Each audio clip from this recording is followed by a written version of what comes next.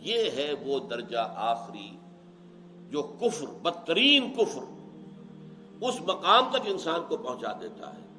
منافقین کے اندر بھی اس درجے تک پہنچ جانے والے موجود ہوتے ہیں، اگرچہ بظاہر اسلام کا پردہ پڑا ہوا ہے۔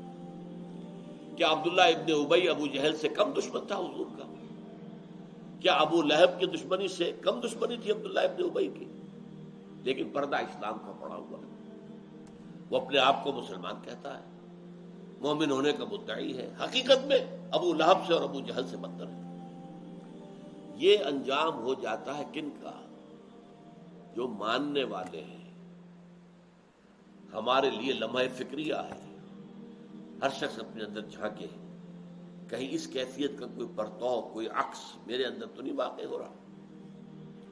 خاص طور پر جو لوگ سال ہر سال سے مجھے سن رہے ہیں، میں نے دین کے جن تقاضوں کو واضح کیا، دین کے جن مطالبات کو مبرہم کیا ہے، قرآن کے حوالے سے، سیرت کے حوالے سے، سنت کے حوالے سے، اللہ کا پیغام، اللہ چاہتا کیا اس کو سمجھو۔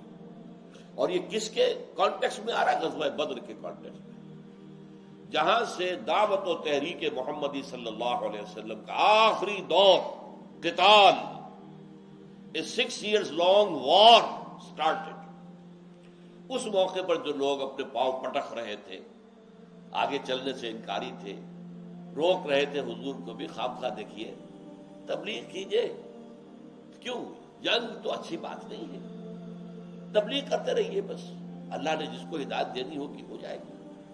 لیکن ان کے پیش نظر یہ نہیں تھا کہ محمد صلی اللہ علیہ وسلم صرف مبلغ نہیں بنا کر بھیجے گئے، صرف مربی اور مزکی نہیں بنا کر بھیجے گئے، صرف معلم نہیں بنا کر بھیجے گئے، آپ کے ذمے ہے لِيُظْهِرَهُ عَلَى الدِّينِ كُلِّهِ، اللہ کے دین کو غالب کرے تمام دین کے اوپر، پورے کے پورے نظام زندگی کے اوپر۔ ظاہر بات ہے کہ اس کے لیے یہ ہے وہ مرحلے کے جو ناگزیر ہیں۔